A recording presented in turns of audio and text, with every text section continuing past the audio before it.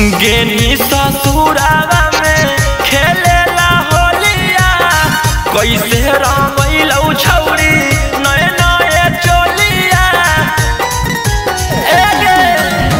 गेनी ससुरावा में खेलेला होलिया कैसे रमैलौ छौरी नए नए चोलिया। मन भरलौ कि फगुआ उजार हो गेल। भतरा नहीं छुलकौ सब बेकार हो गेल। देवरा डलल कौ त पार हो गेल। चीजवा पर हमर छोड़ा मार हो गेल। देवरा डलल कौआर पार हो गेल। देवरा डलल कौ भतरा नहीं छुलकौ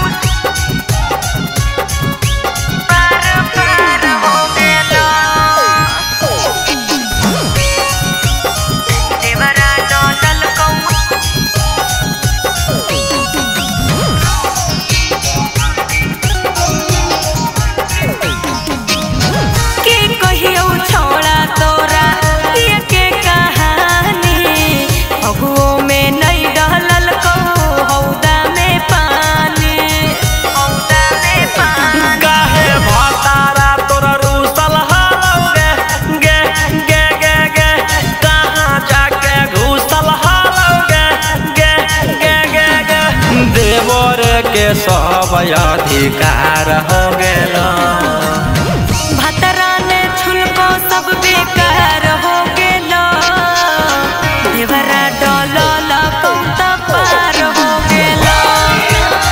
चीजवा पर हमर थोड़ा मार हो गेल। देवरा डलल कौआर पार हो गेल।